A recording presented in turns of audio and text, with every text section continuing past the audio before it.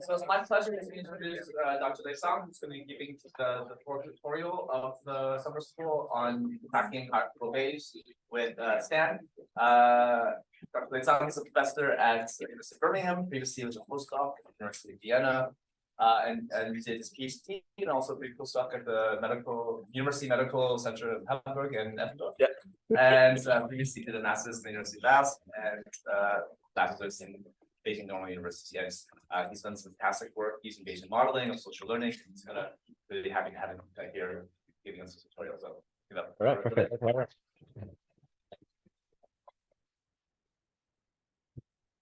Do I need to share the screen? Yes, oh yeah. Oh, sorry, behind.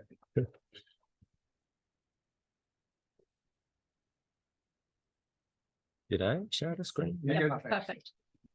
Yeah. I shared that. It's correct. Okay. Yeah. Yeah, perfect. Yeah, thanks so much. Thank you, Charlie and Waterloo, for this wonderful opportunity. So this will be the last tutorial, and regarding hierarchical Bayesian computational modeling with relatively new statistical language called STAN. So I just tell you a little bit about my journey regarding computational modeling. I did also maximum likelihood estimation. Again, I started that, I think, maybe in 2013, 2014, also in MATLAB. Well, not also MATLAB, but in MATLAB. I don't know if you have used MATLAB nowadays. And then I found the models they are very challenging, and also it's getting more and more complex because of the social things. Whenever you add social components, it's getting a lot more complicated. And then we switched to Markov chain Monte Carlo, the idea Charlie yesterday mentioned. So we first used the package called JAX, in case you know. So there's something called JAX. And then also we found suboptimal, and we switched to a back then new language. I think Stan was developed around like 2012 something, and it's a new language, still new 10 years. And then I'm just sticking with the Stan language. And why switching to that is because it is a more reliable language, and it produces faster estimation. Faster means maybe it reduces the estimation hour from 20 hours to 4 hours, but it's faster, right? Still, you need to wait. And for example, this is the one you saw from the other day when Alex was introducing the project. Maybe this is one of the reasons only one person signed up with my only one person signed up my project. And we had a lovely one-on-one session yesterday over lunch. That was productive. Great. So I'm talking about Bayesian models, but I think whenever you're hearing or you're talking about the term Bayesian models, maybe it means different things, and you might want to find out what you mean. So there are kind of two by two dimensions. One is about parameter estimation, and the other one is about the model class. So for example, if you're assuming the brain is working as a predictive machine, predictive coding, this kind of thing, and then the Bayesian brain hypothesis. Carl Friston, if you're from the neuroscience perspective, or maybe perhaps George Tenenbaum, and also another perspective, cognitive science domain, and those models are the Bayesian models. But this doesn't mean that the parameters are necessarily being estimated using the Bayesian approach, right? And from another perspective, that's how the parameters are estimated. So the maximum likelihood estimation, those are like point estimates, kind of from the frequentist perspective. Non-Bayesian, and the Markov chain Monte Carlo, or the one Stan talking about, that is the Bayesian parameter estimation. So that's some colors, doesn't really matter here. So you can think about it, which one is more complicated. So I would imagine the most complicated one is using this Markov chain Monte Carlo approach to estimate the Bayes models. So that's possibly the most complicated one. And if you look at the literature, possibly not too many people have attempted this.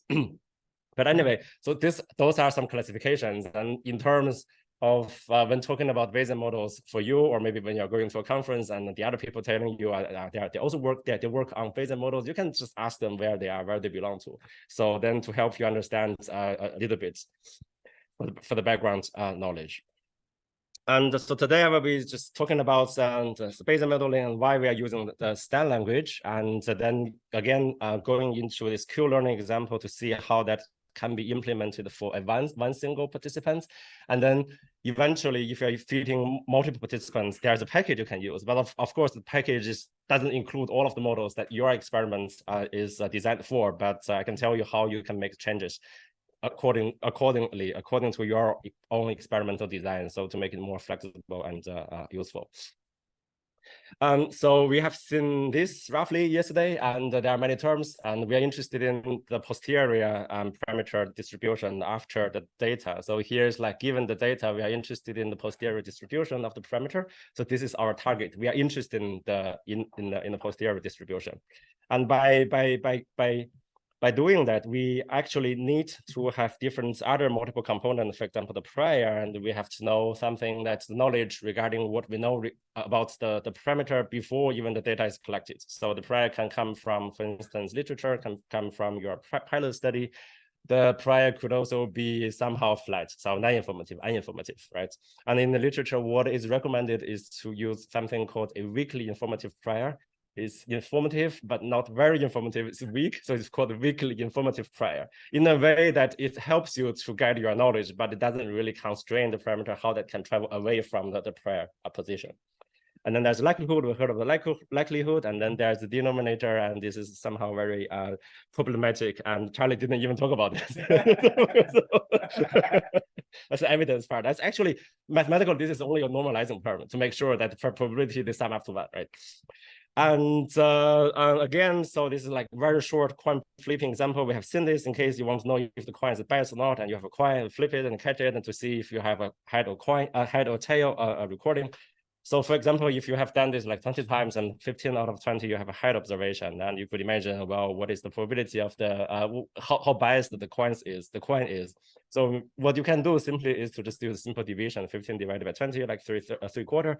But what you can have a different scenario, for example, is if you do this one, like rather than 20 times, for example, if you do 2000 times, and this one, if 1500, and if you do the simple division, number is the same, right? 2/3. But you would imagine in that situation, when you have 2000 repetitions, you have a much more confidence. And how this can be quantified, then it comes to the usefulness of the Bayesian approach, because you get a distribution. If you do 20 times, maybe it's wider. If you do this 2000 times, you have a narrower, sharper, more precise parameter estimation. This is the outcome you will get if you are doing this. And there's some terminologies, for instance, and we have seen some circles and squares yesterday, and those are somehow governed by this 2x2 table. So the shaded color means this is observed variable, and then this no color means these are internal variables or unobserved variables, latent variables. And the shape, the circle, means this is continuous variable, and the square means this is a discrete variable. So continuous with decimal points, discrete means 1, 2, 3, 4, so on and so forth. Right, and so in this simple Bernoulli process, coin flipping, there's just only one observation, so head or tail, that's discrete, right? Head, tail, that's discrete variable, is observed. So there's a shaded color, and there is an unknown underlying parameter, continuous parameter between 0 and 1 governing the bias. So this is like unknown circle shape. So that is that. And when doing kind of any kind of modeling, doesn't have to be Bayesian modeling. You have a data story, and in this case, the data story is a binomial process or Bernoulli process, and then you are using this information to update and then to see how this can be evaluated. There's some model evaluation and model comparison topic yesterday Charlie covered. So then here, just very quickly, those are the unpacked version of the denominator. So denominator seems like a P of D. It looks super easy. Why this is escaped? Actually, it's not that simple. So depending on whether the parameter is continuous or discrete, so you are having this either a sum, so it's like marginal probability. You either have a sum or you have an integral, and all of these things are rather difficult to calculate. Although if you only have although in situations where you have only one parameter, you could have something called a grid search to find it out, to have a quite nice approximation. But then, for instance, if you have multiple parameters, what about if you have 10, 5, 20, 100, how you will be able to write this down, right? And for example, if you have 2 parameters, this will look like this roughly. If you have 100 parameters, just for fun, don't have to remember this. If you have 100 parameters, the denominator will look like something like this. So this is something you do not really want to deal with. And I guess this is why this channel wasn't even mentioned about this yesterday as smartly. So this is the one we saw yesterday, and we have taken the property that the posterior is proportional to the multiplication between the prior and the likelihood, irrespective of the normalizing term, because rather than doing normalizing, it doesn't do anything. And it's also quite difficult to calculate, to compute why we are doing this. We don't actually need it. And this property, so the posterior is proportional to the product between prior likelihood. This property can be made use of by the Markov chain Monte Carlo approach, for instance. So then that's why we are using this MCM approach when doing Bayesian analysis. So Markov chain Monte Carlo, Charlie also yesterday mentioned, this is a family of methods. MCMC isn't really only a single method, it's a family of methods. There are multiple of them. So rejection sampling, for instance, important sampling, metropolitan sampling, that's the one we saw yesterday from the simple movie, the graph changes the trajectory. And then if you're using JAX, then the gypsy sampling. And the Stan uses something called a Hamiltonian Monte Carlo sampling. This is, I think, by far the most state-of-the-art Markov chain Monte Carlo approach, which is efficient and reliable and fast. Again, relatively fast. So yeah, and also if you're using Python, there's the PyMC passive package. And Stan, it's on itself, it is a language. If you're writing the Stan model, you're using the Stan language to code your own model. And then you're interacting with the Stan model from whatever other platforms you're using. It can be R, it can be Python, can be MATLAB, can be even command line, can be Startype, if you use Startype from the business school perspective. So there's one link. This is very nice, honestly. This is to give you one intuition regarding why Stan is as efficient than the other approaches, and I'm just skipping this. Great, Stan is great, and I've been using that for quite a few years.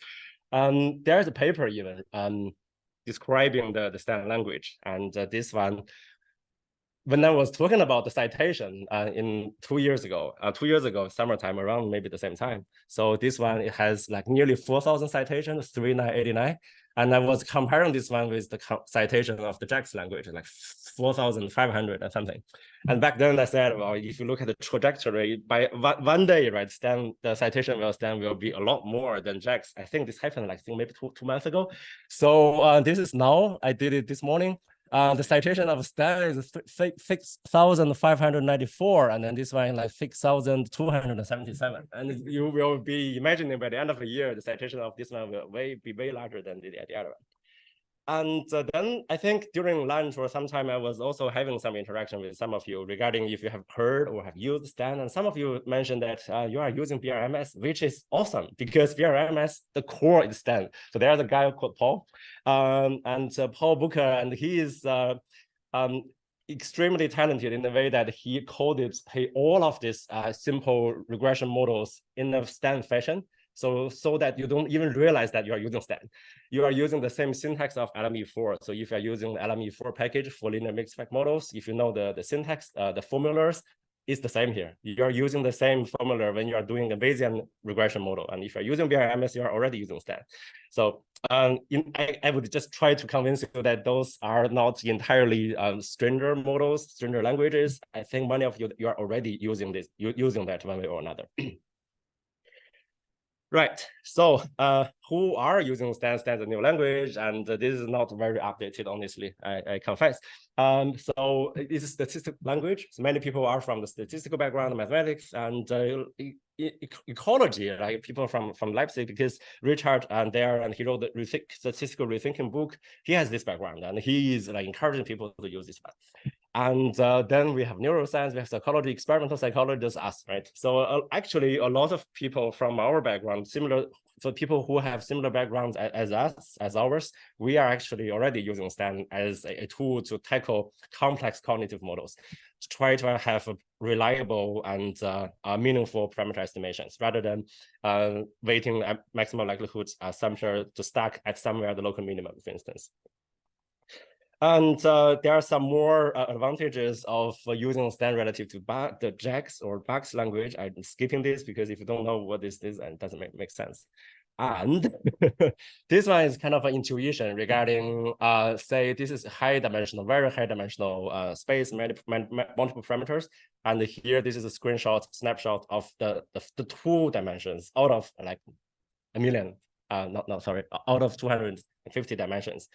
In theory, if you have an efficient sampler, the sampler will resemble the shape of this one, right? So this is what Stan does. Stan is able to really capture the shape, the parameter space, the parameter geometry of the shape. So it is very efficient. But then the more original approaches, they basically get stuck. When the dimension is super high, and if this only 2 dimensions, I think these 2 approaches will do just fine. But then if the dimension is getting increased and the sampler efficiency will get reduced, this will finish, but it will just get stuck somewhere. If you look at the results, it will look very strange. Right, so I talked about the Stan by its own as a language, and what you do usually as a workflow is, say, if you are working with R, you could pre-process, clean up your data, and then feed your data from R to Stan and tell Stan, hey, this is my data, and I write a Stan model already, and then Stan, you do the work. And then after Stan is doing the work, and it will return the sample MCMC samples. So you will get samples from the MCMC sampler. You get MCMC samples. You will get it from Stan, and then you're analyzing the samples. So do some statistical inference, do some plotting, and do some analysis, right? And this is, again, as I mentioned, not only specific to R. It is available to also a lot of more platforms. You name it.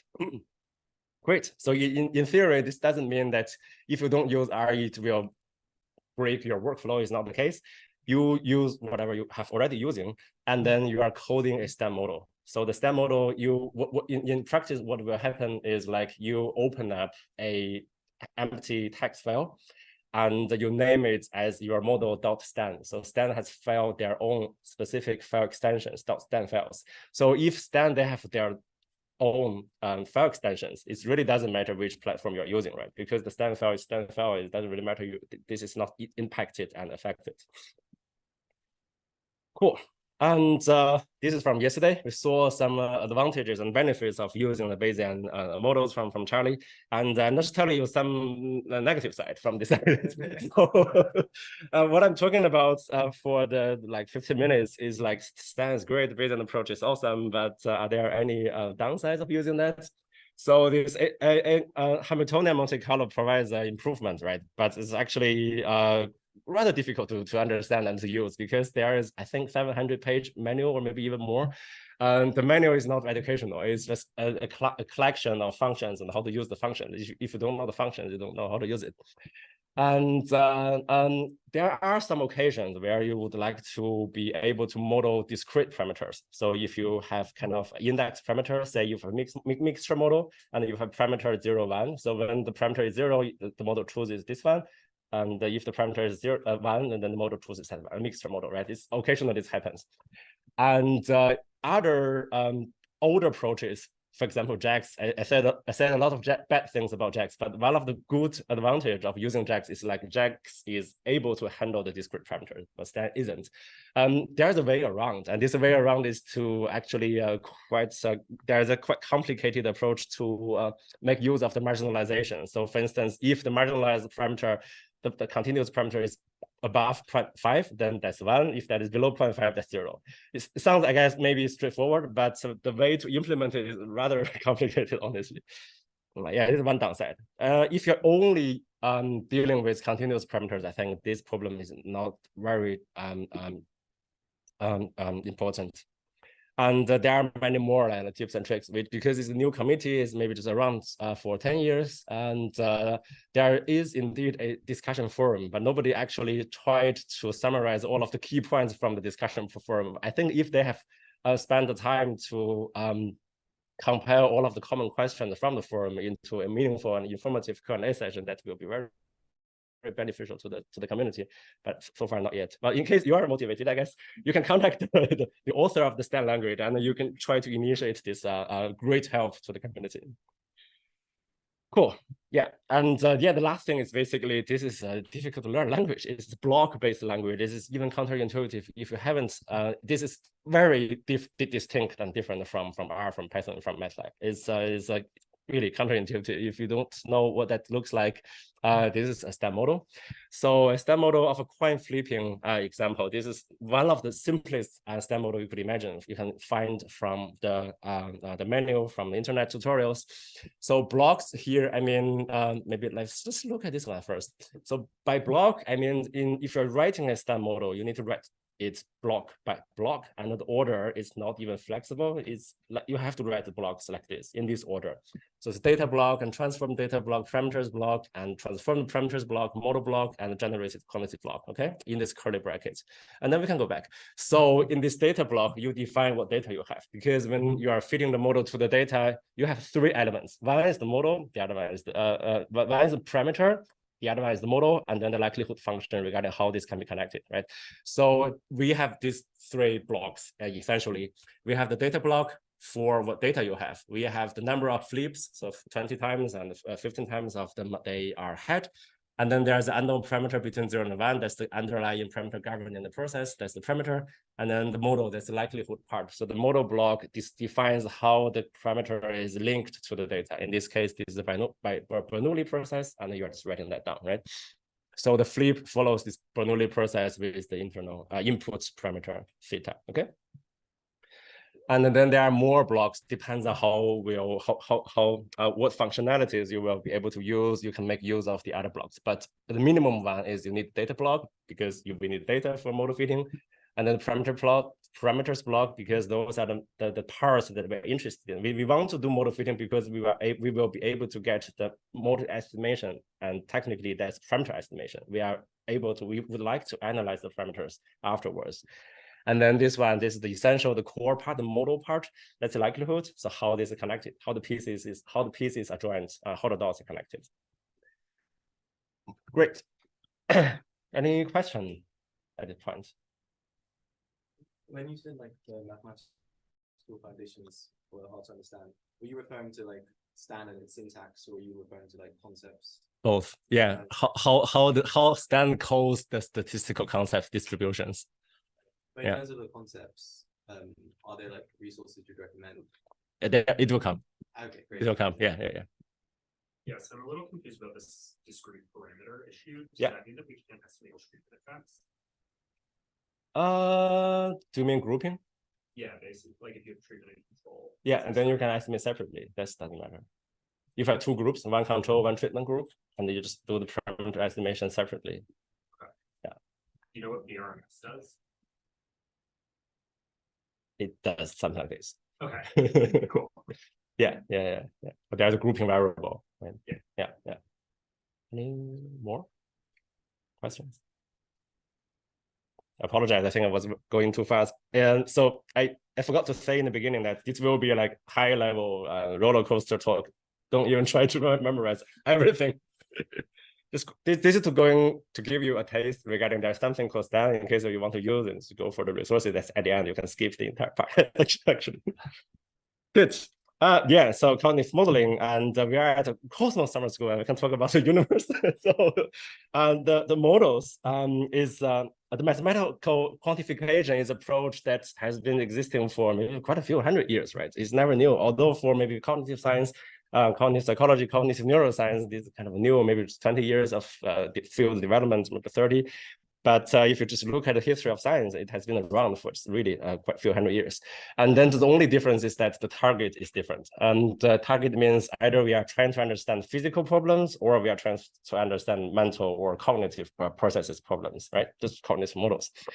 And one of the one is we have seen from day one is the Turing-Bendy task. So again, I'm just quickly introducing this because I guess by now you are very familiar with the Turing-Bendy task. So the Turing-Bendy, then you make a choice, and then you repeat it, make a choice to observe the outcome. Either you get money or not, or either you go fish or get fish, or either plant potatoes, or do you have a lot of harvest or not, right? So those are the problems.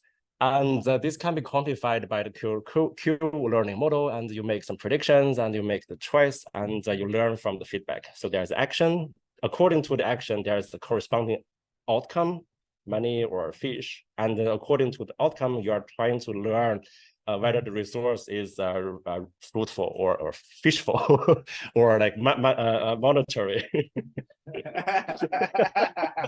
It's a bad joke.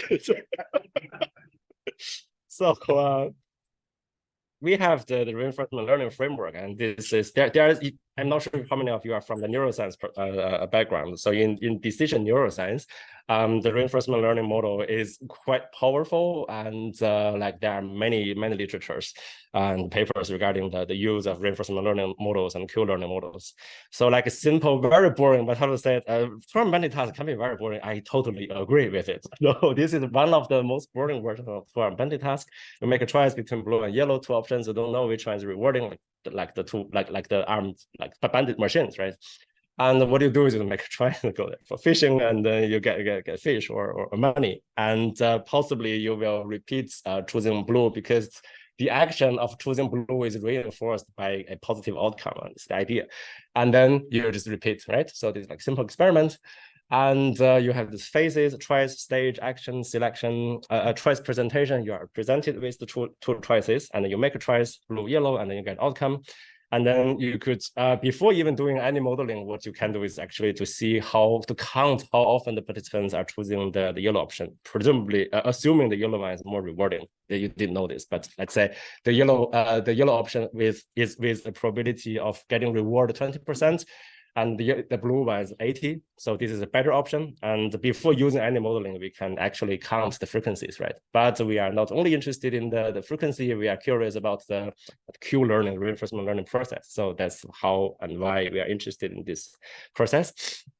I'm just going through this rather quickly because you are very familiar with this already, in the sense that this is error-driven learning process. You have your expectations and you have your actual reward. So the reward prediction error is the difference, again, between what you actually get, the R, and what you thought you are going to get. So the difference, if your actual outcome is better than your expectation, you update your expectation towards the positive outcome.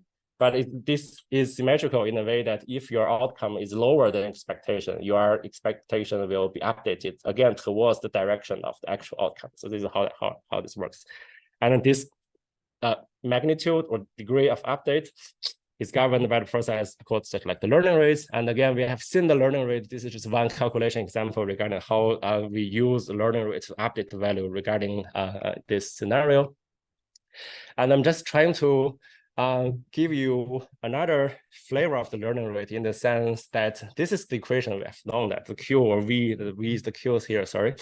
So we use the V and to update, we use the prediction to update the Q or the V. Actually, if you rewrite the equation in a way that it can be, so this is like the current V updates depends on the previous one, so t-1, right? And then you could rewrite it in a way that t-1 equals is updated from t-2, and t-2 is updated from t-3.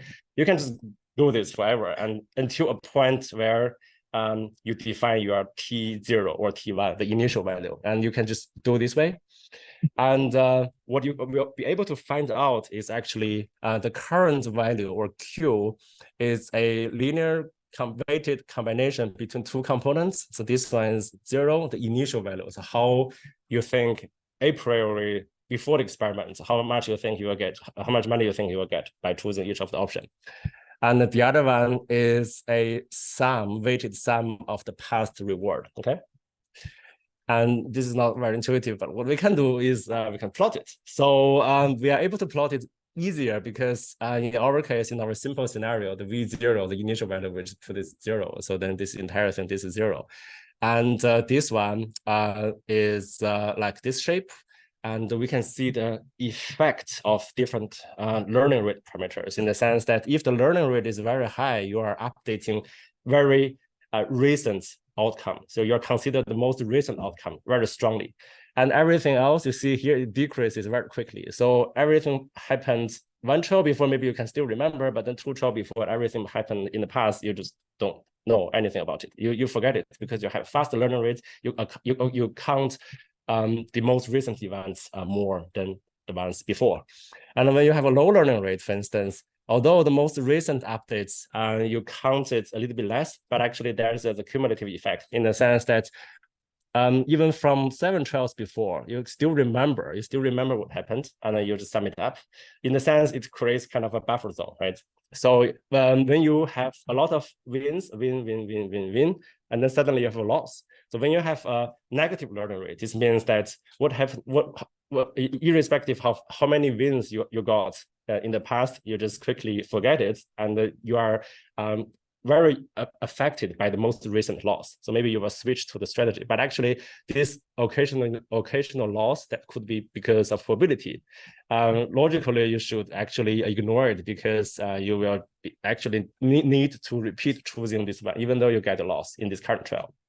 This will be overcome by a relatively lower learning rate because you get a lot of win, and this creates a very nice memory. And even though you have one loss in the most recent trial, you actually do not need to worry too much because taking as a whole, the net outcome in the history is still positive. Does that make sense? Okay, cool.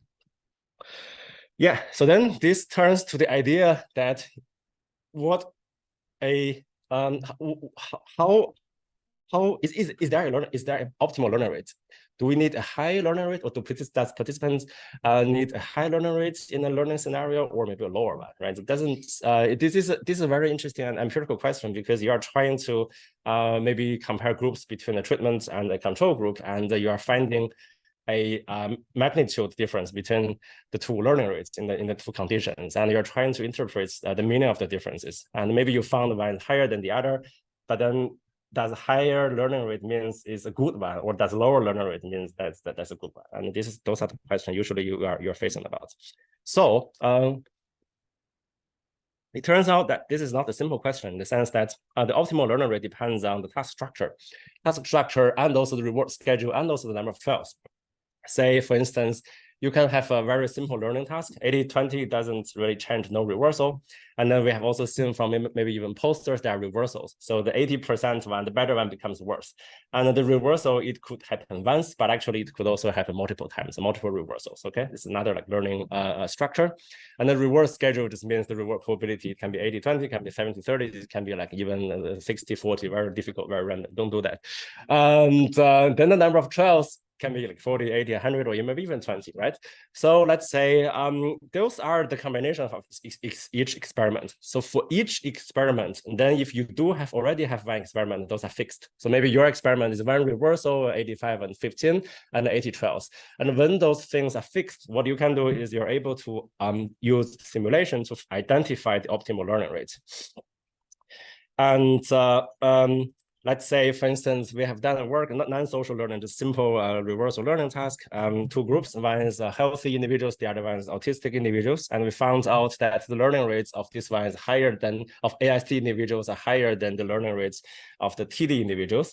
And the original interpretation is like, well, the AST individuals, they are learning faster. And the question is, isn't learning fast a good thing, right? But then we actually wanted to find out is how these learning rates are placed in relation to this optimal point according to the task design. And actually we found out like the larger magnitude actually is way more suboptimal relative to this. So this is something to think about when you have your design and when you have some interpretations and meanings of the difference of the learning rate or any parameter. And what you need to do is to do some simulation and find out the optimal space, and then interpret the parameter in relation to this so-called optimal combination of the parameters.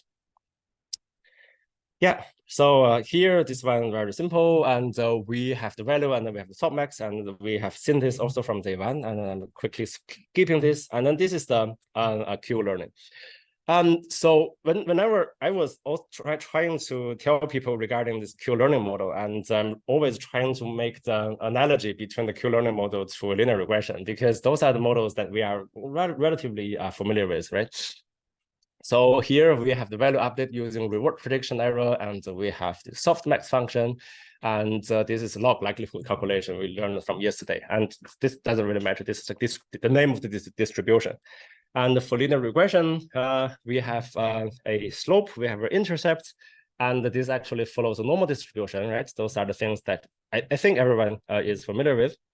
So what I'm trying to do here is like to make some color coding to show you that they have some correspondence, in the sense that in the linear regression, we have two variables. So for example, if we are trying to find out the relation between weight and height, say X is weight and Y is height, And this weight is multiplied with a slope and then plus a like intercept. This is calculated as the like internal variable.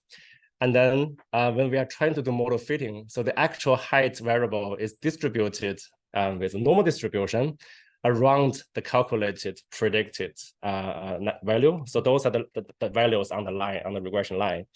And there's also some noise, right? There's a noise term of linear regression model.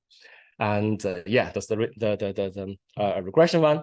And say in green color, X and Y, those are the observed variable weight and height. And in our learning case, what are they? So they are the reward and the action. So blue, yellow choice and the win-loss outcomes. So those are the data in this color. And similar to this mu variable, so the Q updates and the converted choice probability from the softmax, they are not observed, they are computed, they are inferred, and those are similar to this mu variable, so showing this blue color, okay? And we have three parameters like the slope, intercept, and the noise parameter. In this case, we have two other learning-related parameters. We have seen one is the learning rate, the other one is softmax temperature parameter. So in this red-ish color. And according to this one, then we are trying to calculate the log likelihood. Given this choice probability, we're trying to calculate likelihood of making the actual choice 12 by 12 on 12 by 12 basis. And here, this is the corresponding statistical distribution in this case. I hope this somehow helps you to understand. And whenever you're writing down your own model regarding whichever task you have, maybe just think about here. This one maybe is not very important because if you don't use term bandit, is rather irrelevant. But just think about here and then to think, if you don't understand your model, think about how your model can be understood in a way of those terms and then the colors. I think this making this analogy helps a lot to be able to better build intuitions.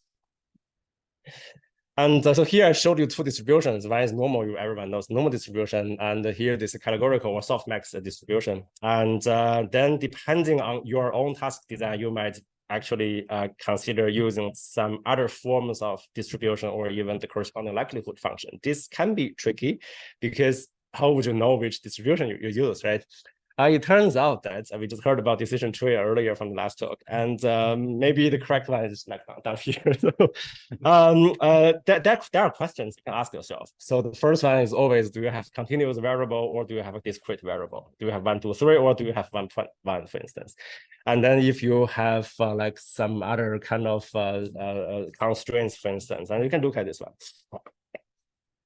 But again, this is not entirely helpful because even though you know the name of the distribution and you don't really know how the distribution looks like, you don't have the intuition. Maybe not everyone studied statistical physics during their studies. So there's a tool called Distribution Zoo, and those are like developed by people who teach statistics, and they are trying to make this. Those are shiny apps, and you can select the name of the distribution and use the slider to change the shape of the distribution to build better intuitions. And those are very, very, very helpful tools for self-learning, self-taught process. And usually the single univariate statistical distribution are rather straightforward to understand. And what can be tricky is the multivariate statistical distributions are multidimensional. And here, this becomes very helpful when you have a visual impression of how this looks like. For instance, this is like a 2D Gaussian, like kind of this shape from the top. Great. And the Q-learning model can be very helpful. We have seen this. We have seen on day one, it can be generated into many frameworks, spatially correlated structures, for example, of Alex's work. But it can also be used in different contexts. So like this, some decision-making paradigms I listed here, some like social, some non-social. And the links are there, and you can feel free to click on the link to have a look. But when talking about social learning, there are also frameworks regarding how social learning is relevant to our own decision making. So, for instance, you can learn from the other people, but then using other information to benefit yourself twice, right? If you are in an uncertain, if you are in the environment where you need to learn some feedback in a very ambiguous and uncertain environment, knowing other people's choice can be very beneficial because you don't figure out, you'll get lost. But some people, maybe they have picked up the changes of the environment. You can use their information to help you. Or maybe you can be very pro-social and you make choices, and then your choice will benefit some other people, like pro-social choices, right? And also there's some like a normative social context. So just very briefly, don't show you any results. And this is one study I did, just the one scared many of you. So it's like you have this reinforcement learning framework when everyone is learning, and you make your own choice, and then you see the choice of other people, and then you are using your own feedback and other people's feedback to try to educate, to learn from yourself. And then there's a model that seems to be successful, and then you could also learn for other people. And this one is like you make choices between these two choice options, and then the money can go to you, can also go to other people. There's some testosterone manipulation, doesn't really matter. But one thing that is interesting is what you can do is to combine model frameworks. So maybe you heard about reinforcement learning already by now, and maybe you also heard about some other modeling framework called this drift diffusion model, so DDM. And this is a combined version of the RL DDM, so reinforcement learning drift diffusion model. So to be able to account for the variance both in choice, A-B choice, and then the direction time distribution. This seems to be helpful in some way, one way or another. Right, and a few years ago, I just wrote a tutorial paper regarding how to use and understand the reinforcement learning framework, Q-learning framework, and the social neuroscience framework. I talked more about the social rather than the neuroscience elements, or we. So also something that you might want to just to have a look. Great, some theoretical part. Any questions? I know.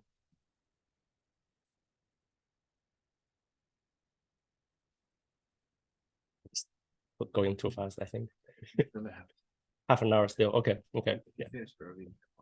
Yeah, please. So along most of the space, like, I mean, I'm assuming you're like distributing this across computing clusters, or like not doing this on like a single node or something like that. But you mentioned, the stand, for example, it takes 4 hours or something like that, I don't know.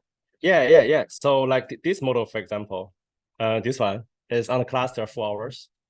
It's most complicated one. And like this task, maybe just 10 minutes, 15 minutes. Yeah, depends on the model. And this one is standard Q-learning model, right? There's experimental manipulation, but this doesn't really change the complexity of the model. The other one is really the model is a different thing. So yeah. Does it depend also on the data, on how much data? Yes. There are ways to even parallel your computing. That's even better. Yeah. The amount of participants, the amount of trials. So if you have like 3,000 participants, then it will take longer than when you have 30. But then if you make use of the parallelization, actually, I wouldn't think the difference is 1,000 times. I wouldn't say so. It's done. Is it easy to do? Yeah. So in this MCMC approach, there are like multiple chains. You start from different locations, and then you just try to let the sampler to travel the parameter, the geometry shape of the parameter space, and then hopefully they converge, right? And those are your parameter results. And the 4 chains, first of all, can be parallelized. So the 4 chains can run separately. And with the new advancement of STAN, you can even run within chain parallelization. So within the same chain, maybe one sampler runs from sample number 1 to 100, and another one runs from 101 to 200, and 201 to 300, 201 to 300, so on and so forth. Yeah, there's one caveat in the sense that if you run this learning model, because there is 12 by 12 dependency, there's a learning update. For this kind of models, it's better not to run the within chain parallelization because you're breaking down the structure of the task. It's not what you want. But if you are running something like DDM, one-shot drift diffusion model, the trials, they are independent. Or maybe if you're doing something like a dictator game, just like use one exchange and doesn't really carry over to the next trial, this kind of experiments you can also use within chain parallelization. So in theory, as long as the trials are independent, you can make use of the within chain parallelization. Yeah. I just want to quickly add, like, even on Minecraft experiment, the choices are sequentially dependent, but the parameters are not. So we were still able to do that with in-chain parallelization because we're estimating the weights and those are all separate. Yeah, yeah, cool, thank you. Great. Yeah, so I'm briefly talking about this. So we have seen this learning task, and then this is the graphical representation of the model. And as I mentioned, there are two observed variables. So one is the reward, the other one is the choice. And both of them, they are discrete variables. Choice is A, B, and the reward is win and loss. And so that that's why both of them, they are gray, colored and squares. And so the choice and reward, they are used to calculate the Q, the V, and using prediction error update with the learning rate. So this is the learning rate parameter. And then the V is converted to action probabilities with the softmax. And there is another parameter, right, the tau. So this is governing the P. And this is the model. So we have known that the Q is updated again by the prediction error, and we have the softmax. And what we need by doing Bayesian parameter estimation is we need the prior distribution. So you recall the idea that the posterior is proportional to the multiplication between prior and likelihood. The likelihood we can define it, but the prior is something that you need to give. You need to give it as input information. So in this case, the learning rate, because by default, by definition, we know is a number between 0 and 1. So we can have a flat prior, 0, 1, flat prior. And the tau parameter, by definition, there's no upper boundary. It just has to be positive. And but for practical considerations, actually, usually you could give an upper bound of maybe 30, 20. And this is just for me to make it faster to estimate, because I know the true value, those are the simulated results. But in reality, you can use, say, 20 and 50. Those are very, very common numbers to use. Yeah, so what I want to do, because I was fast, and what we can do is we could code a STEM model altogether if you feel like. You don't have to, but in case you feel like, we can code a STEM model from scratch together from an empty text file. Okay, I'll go slower. This one I'll go slower. Good. And I also don't assume you have installed STEM. Let's just try to have a coding experience live. So I opened an empty text file, and there's nothing yet, and I didn't even save it. The first thing maybe to do is to just save it, give a name, and say stan q learning.stan. The name, you can name it whichever way you like, but the important thing is to give it a .stan file extension. Okay, when you are naming it, you name it as model name .stan, so that it will be recognized as a STAN file rather than a regular generic text file.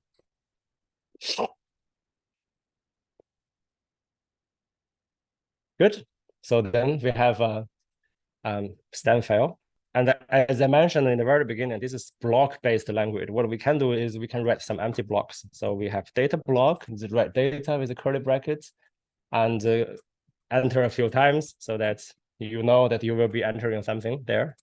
And the parameters, this is another name of the block.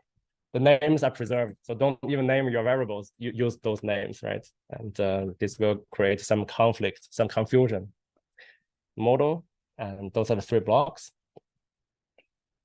So we have known this.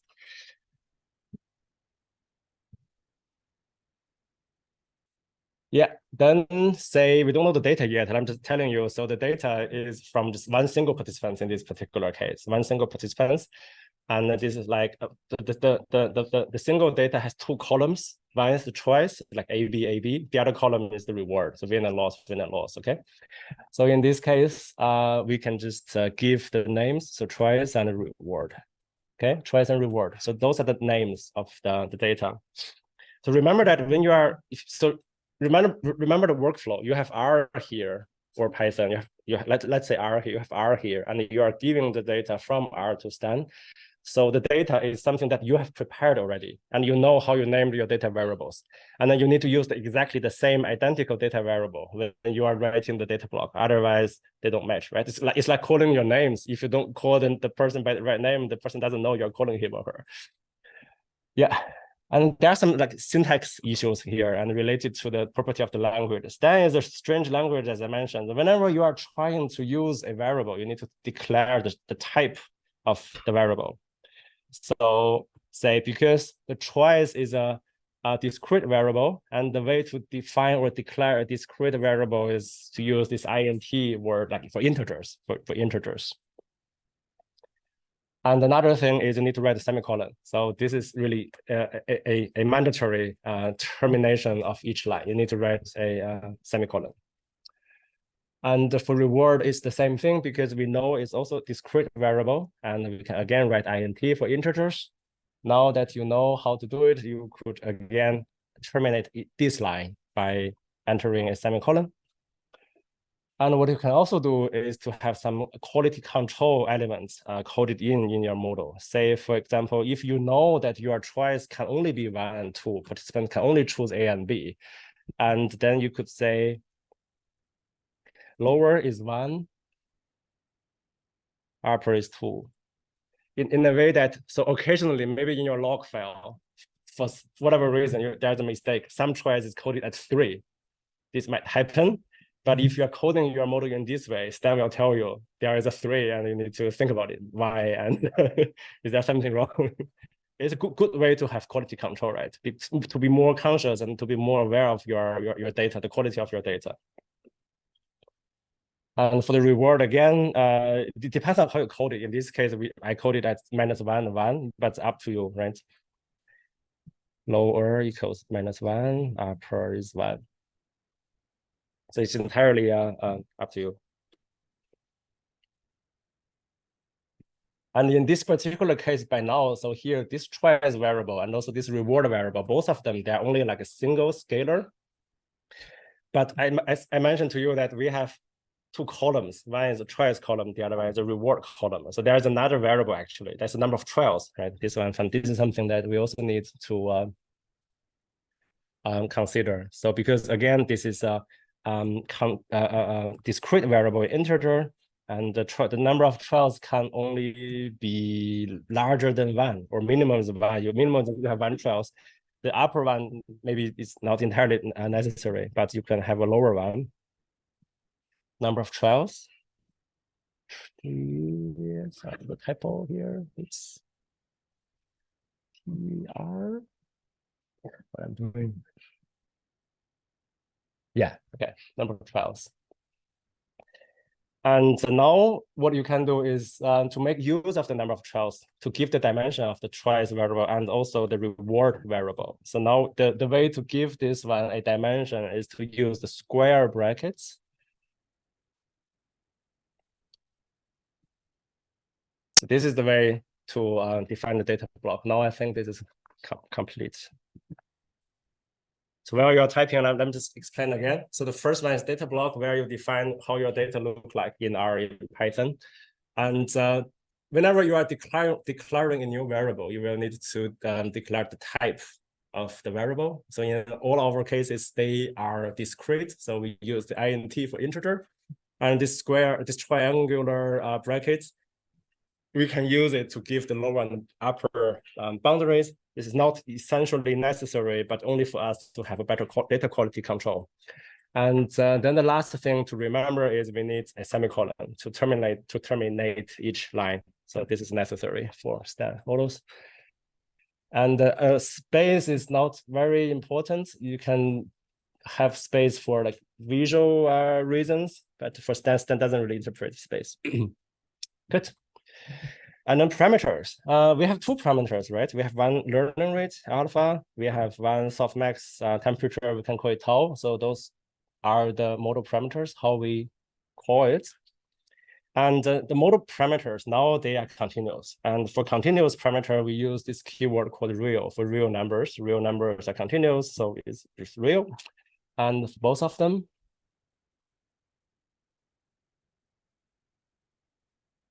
And for parameters, we do need to have a boundary, right? Because those are part of the model design. So for learning rate, we know by definition, this is a parameter between 0 and 1. So lower is 0 and upper is 1. P, okay. What 0, 1. Yeah. And for this tau parameter, as I mentioned, we can give it 20, large enough.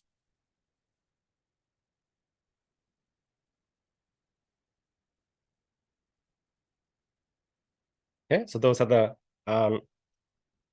learning parameters. One learning rate, the other one softmax temperature. And then we can use go to the model part, the actual likelihood function definition. And honestly, the model part is the easiest, because if you know R, if you know how to code in R, you will be able to write it down as if you are really coding in R. So what we do is here, there are some more declarations, but I can skip it for now. We can write at the actual model. So because we are updating the value, the Q on a 12 by 12 basis, so we need to write a for loop, right? We need to write a for loop. So we say T in 1, 2, and 12. If you know R, this is how you define the for loop in R, right? It's exactly the same thing. But if you know Python, that's a little bit differently. It starts from 0, but it's like, you just need to know how this works. And again, so you have a curly bracket for writing the for loop. And we have value updates and using the reward prediction error, okay? So we could calculate the prediction error. So PE minus equals reward. We have a trial index. So the reward for that trial minus the V of the chosen option, okay? And I think that end trials, the T should be uppercase. Oh, yeah, right, yes. Yeah, thank you. So we calculate the reward prediction error, PE prediction error equals the actual reward for that trial for the square T, that's the index. So the reward of that trial minus the V of choice. So choice, remember the choice only equals 1 and 2. And then we are using this one as the index again, right? And now I think you realize that PE is a new variable. So this needs to be declared again. So for every new variable you want to use, you need to declare it. But PE is just only one scalar and continuous. You just say real here at the very beginning of the model block. And we are also introducing another new variable, which is value, the V. And we know that we have 2 choices per trial, blue, yellow. So we need 1 value for blue, 1 value for yellow, like 2 values. And we can do it in a vector fashion. So we can say, well, vector, for 2, we need 2 elements of the value, like V, okay? So V of 1 is the value of choice 1, and V of 2 is the value of choice 2. And that's why there's the advantage of coding the choice as 1 and 2 rather than 0 and 1. But it's like trivial, it's up to you, okay? Good. And after the PE is calculated, what we can do is to update the value. So we update the chosen value. The value of the chosen choice is now updated. So the plus equal sign means equal. I can write 2 ways.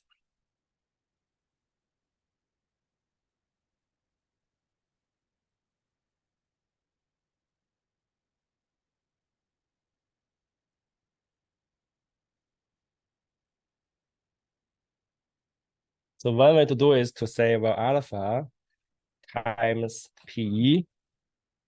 The other way is to just write it out, spell it out. Okay. And if you comment, use 2/, so this is option 2 and this is option 1. And I'm just commenting out option 2 because I need 1, right? Only. That was a question, sorry. Yeah, sorry, the loop variable, you don't need to declare that, right? This one. Yeah. The iterator don't. No, that's the only exception. Yeah, that's nice. Yeah.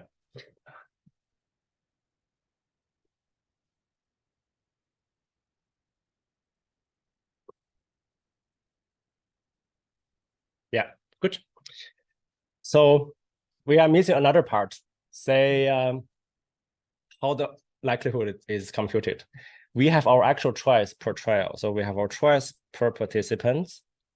And there is a tilde sign, which is for statistical distributions. So each choice for that trial T that is distributed as a categorical distribution with a softmax. So we know softmax, and actually, luckily there's a softmax function built in instead. You don't need to write down like the exponents, the power.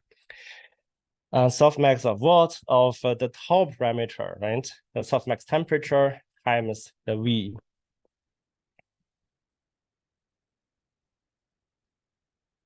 This is again like option number 1. Option number 2 is nearly the same, but you can combine it. There is a function called categorical logit.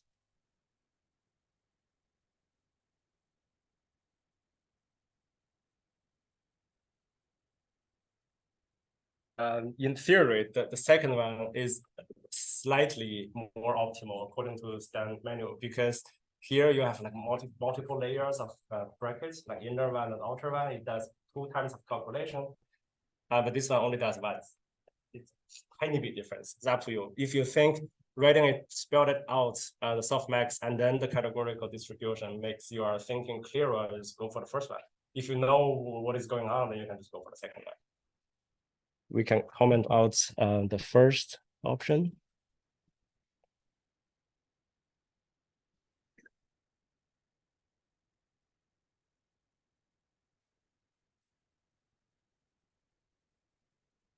There is only one tiny bit information which is missing at the moment, which is the initial value. We haven't specified the initial value because we know how the values are updated, but then where does it update from? We need an initial value, right? So the initial value is even before the trial begins, the for loop begins. So we can say, well, value equals rep vector 0 to, oops, and shouldn't be a capital letter, sorry. V equals vector 0 to, okay. The reason why it's written like this is because we were defining a V, the shape, the type is vector, and then the elements of the 2 V's, they should be 0, 0, we know that, but how the 0, 0s are given, you need to give another vector. So this is, you are repeating 0 twice and put it in a vector. So they match, okay? Instead, the equal sign is a very strong sign, means that the left-hand side and the right-hand side, the type of the variable, they also have to match. So if you have one side a scalar, the other side one element from a matrix, it doesn't work because the other side is a matrix.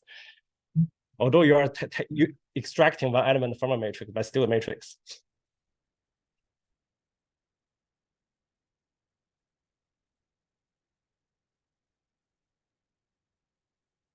So with that, I think this is a complete version of a STEM model. And in case you followed me, and you could congratulate yourself because you have done, in case you haven't, this is your first STEM model ever. And you should really be proud of yourself.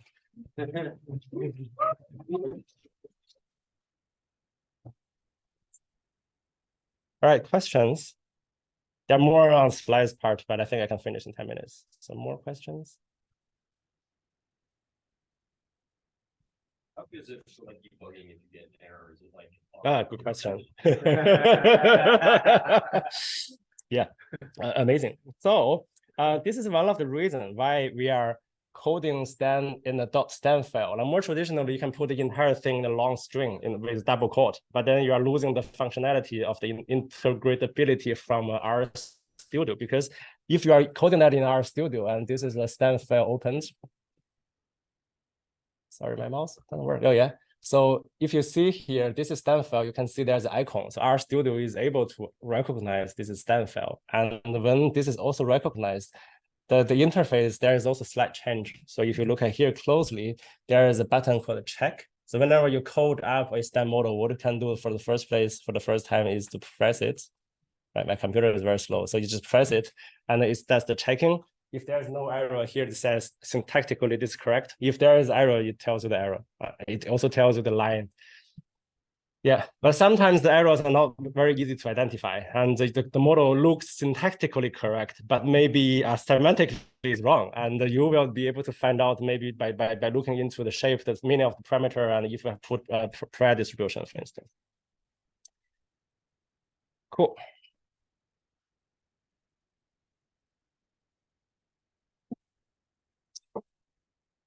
Right, so you have done your single participant stem model. And if you do this model parameter estimation, and this is the thing I talked about, when you have 20 times of coin flipping versus when you have 2,000 times of coin flipping. So here, when you have number of 1 participant, number of 10 participants, the shape of the parameter is changed. So you are getting more precise and more less uncertain information of the parameter estimation.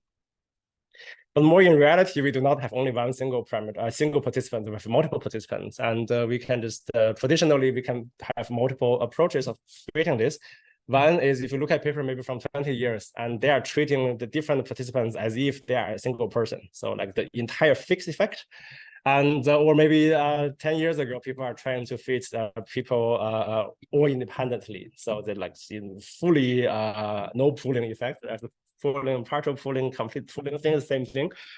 And like fixed effect, random effect models, and if you do combination, and this is the linear mixed effect model, or you can call it a hierarchical model, it's the same thing. So multi-level modeling, mixed effect modeling, hierarchical modeling, that's the same thing. 99.99%, they are the same thing. And so here you are imposing an upper level distribution to try to govern the commonality among the population, but at the same time, you are also feeding the individual differences in this case. So hierarchical essentially just means a group level, and then there is an individual level. And you can even build up more layers. So you have an overall group level, and then you have 2 groups, treatment and control. And under the 2 groups, you have the actual individuals under the 2 groups. So for this hierarchical Q-learning model, this is the one we have seen for multiple participants. And if you're adding hierarchical, and the regular, more common approach of adding the layer is to use a normal distribution, the group level mean and group level variance or standard deviation. So we have 2 parameters, learning rate and tau. Softmax temperature, we could be able to just add a group level mean and the standard deviation so that there's an upper layer governing the overall commonality for the learning rates. And we could also do the same for the softmax tau parameter, the group level mean and group level standard deviation. But this now just becomes a hierarchical model, right? And this is a graphical version of representing it. If you're reading paper from 10 years ago, this shape of this type of representation of the models is super popular. And nowadays it's less and less, you see this less and less often. Maybe in supplementary, some reviewers ask, I want to see the graphical model. I want to spend some time in PowerPoint or illustration to build up this model, but nobody reads it. Yeah, and there are some specific model comparison criteria to the Bayesian approach. So we have heard from Charlie yesterday the model comparison approaches. And this one is the one that we use for using STAN and or any Markov chain Monte Carlo model estimations at WAIC. Again, it's approximation to the leave one out cross-validation to try to be able to use part of the data to predict the unseen data, to see the out-of-sample predictive accuracy.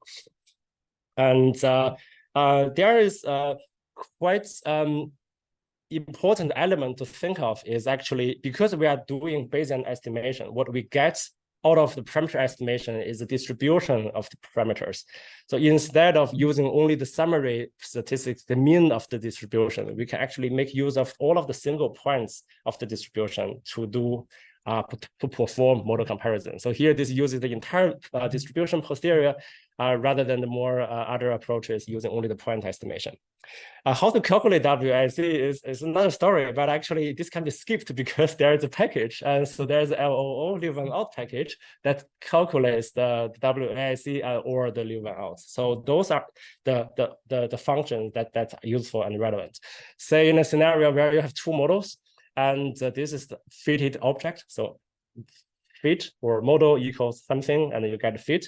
And then you could extract first the log likelihood. And using the extracted log likelihood, you are able to calculate LU or WIC is essentially how this was calculated. And similar criteria, the lower the model evidence, the higher, the better the model performance, accounting for the model complexity already. So there's also like overfitting issue, and the model complexity is also considered, so you don't need to worry about that. Right, so in this case, in case you're interested in how this is done, maybe you can do this later, and you need to make use of the last block that I didn't even mention. So generated quantity block, you need to code explicitly the log likelihood to let Stan know you're attempting to calculate log likelihood so that Stan knows where to look for, right? So yeah, I mentioned many things. So the hierarchical Bayesian estimation or analysis, it sounds quite cool, but it can be quite tricky. And there's a graphical understanding. Those are the distribution, the statistics you write in the paper. And this is a graphical view, although it looks nicer, but maybe not really. And those are the equations. Those are nice, but it's tricky to learn to begin with. So a few years ago, we realized that Stan isn't really something very intuitive. And we thought maybe why not we start to code the existing models in the literature and make it a package so that people can use to lower the barrier for you to use to make use of the Stan models. And so we just made a package, and the package now is available in R Stan, also in Python. If you use Python, you can also make use of H-based DM package. And it does, of course, hierarchical Bayesian estimation, right? Another thing is, like, during COVID, I taught this one to our master's students, and those recordings are online. In case you're interested, you could just even watch the YouTube videos. Very boring. So 12 of them, each of them is 1.5 hours long. And there are people really completed the entire session. I have my hats off to those people, really. Right. Yeah, there are more things. Like, this is very quick. So whenever you have done your model comparison, you could also do posterior predictive check. Posterior predictive check is using the model fitting the estimate results. You could use the posterior parameters to re-simulate data and analyze the simulated data in the same way as you have analyzed your real data and compare if the pattern match. And if they do, like, say, the one is data, the other is model, if they follow up, then this means qualitatively the model is doing a great job. Otherwise, model comparison is relative. The best model doesn't mean it's a good model for accounting for the variance of the data. And we have heard about this parameter recovery, and Charlie mentioned, thank you very much. And we have also covered model recovery results. It's just a different way to do this confusion matrix, but you have known it already. Great. So in terms of more about this topic, Q-learning, reinforcement learning, social neuroscience, there are some neuroscience elements, and there are some tutorials, empirical papers, and again, the books we have seen. I just recommend this one to beginners. This one is extremely beginner friendly. And I finished this first book after dinner or when I was in the even bathroom. I can be very honest. I can be very honest. Yeah, I finished in the bathroom. And there are workshops and online forums, and those are like key people in the Bayesian parameter model estimating community, and those are important people to follow. And again, Richard is very, very nice, and he makes jokes on Twitter, and you get confused, but it's because you're trying to understand something, and he also still get very confused. Maybe you are less confused. Thank you very much.